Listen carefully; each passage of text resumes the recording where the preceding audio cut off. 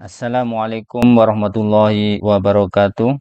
Bapak Ibu, pada pertemuan kali ini kita akan membahas mengenai aksi nyata di BMM, iklim sekolah aman, mencegah intoleransi, berkolaborasi dan belajar empati oleh Arti SPDSD dari SDN Seraturjo 1. Intoleransi.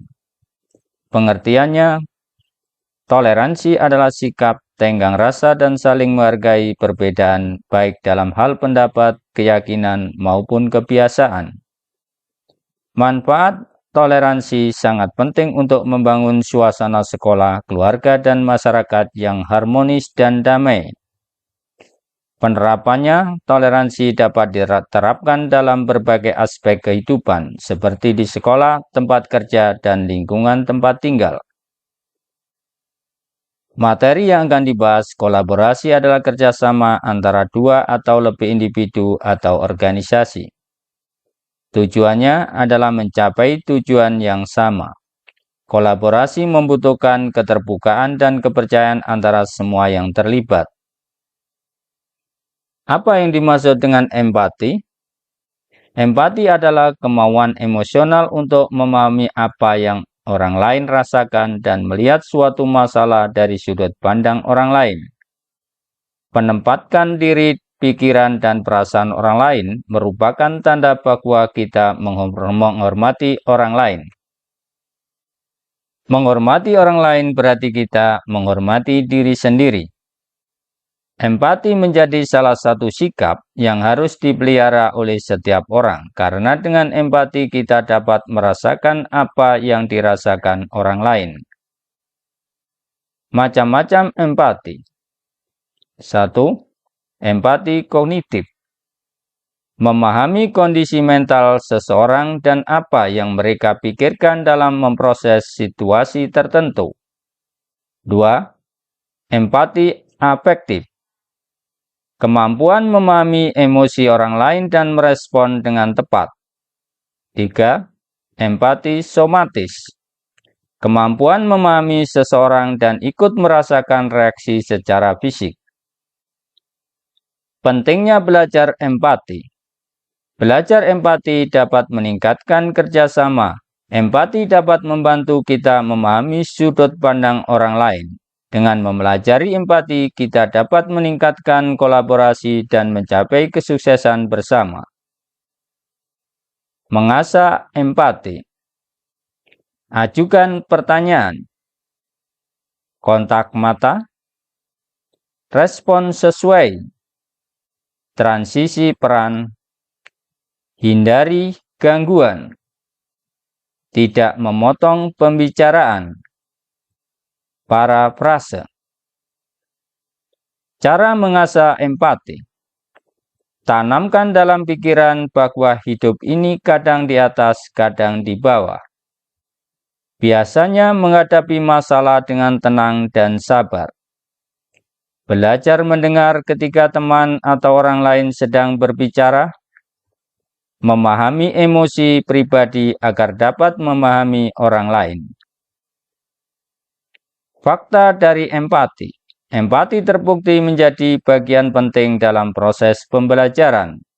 Seseorang guru memerlukan empati dalam mengondisikan muridnya agar dapat membantu mereka dalam belajar di kelas.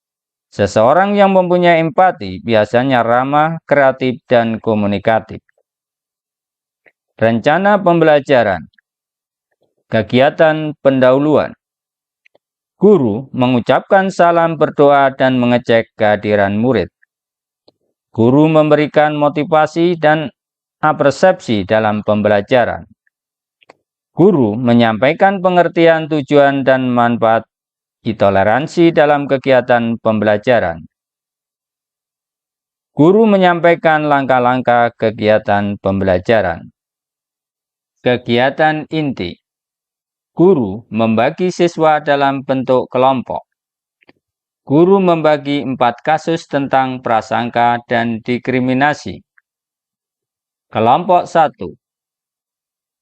Kasus prasangka dan diskriminasi berdasarkan ras atau etnis. Di sebuah sekolah menengah di Bojonegoro, terdapat seorang siswa bernama Budi yang berasal dari etnis Tionghoa. Budi adalah siswa yang cerdas dan berprestasi, namun ia sering menjadi korban prasangka dari teman-temannya. Teman-temannya sering menyebut Budi dengan sebutan Cina dan mata sipit. Mereka juga sering mengejek Budi karena penampilannya yang berbeda dari mereka.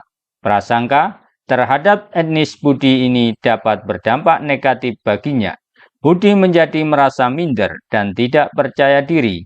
Ia juga menjadi takut untuk bergaul dengan teman-temannya. Kelompok 2. Kasus prasangka dan diskriminasi berdasarkan agama. Di sebuah desa di Bojonegoro, terdapat sebuah keluarga muslim yang memiliki seorang anak perempuan bernama Aisyah. Aisyah adalah seorang gadis yang ramah dan baik hati, namun ia sering menjadi korban prasangka dari tetangganya. Tetangganya sering menyebut Aisyah dengan sebutan kafir dan musuh Islam. Mereka juga sering melarang Aisyah bermain dengan anak-anak mereka. Prasangka terhadap agama Aisyah ini dapat berdampak negatif baginya. Aisyah menjadi merasa takut dan terisolasi. Ia juga menjadi takut untuk keluar rumah. Kelompok 3. Kasus prasangka dan diskriminasi berdasarkan gender. Di sebuah keluarga di Bojonegoro terdapat seorang anak perempuan bernama Rara. Rara adalah seorang gadis yang cerdas dan berprestasi. Namun ia sering menjadi korban prasangka dari orang tuanya. Orang tuanya sering memaksa Rara untuk menjadi seorang wanita yang lemah lembut dan feminim. Prasangka terhadap gender Rara ini dapat berdampak negatif baginya. Rara menjadi merasa tidak bebas untuk mengapresiasikan dirinya. Ia juga menjadi takut untuk mengejar mimpinya. Kelompok 4. Kasus prasangka dan diskriminasi berdasarkan disabilitas. Di sebuah sekolah di Bojonegoro terdapat seorang siswa bernama Angga yang mengalami disabilitas fisik. Angga adalah seorang siswa yang rajin dan disiplin masuk sekolah, namun ia sering menjadi korban prasangka dari temannya. Temannya sering menganggap Angga tidak mampu belajar dengan baik karena disabilitasnya. Prasangka terhadap disabilitas Angga ini dapat berdampak negatif baginya. Angga menjadi merasa tidak dihargai dan tidak dihormati. Ia juga menjadi takut untuk menunjukkan kemampuannya. Setiap kelompok memberikan jawaban dari kasus yang telah diberikan. Setiap kelompok mempresentasikan jawaban dengan bermain peran. Kelompok lain memberikan tanggapan dari hasil presentasi kelompok. Guru memberikan pemahaman dari kasus yang telah dipresentasikan setiap kelompok. Guru memberikan umpan balik dari hasil kerja kelompok. Kegiatan penutup. Peserta didik membuat resume tentang materi yang telah dipelajari. Guru memberikan refleksi berupa pertanyaan mengenai pembelajaran yang telah dipelajari. Guru memberikan tugas rumah kepada siswa. Guru mengakhiri kegiatan pembelajaran dengan berdoa.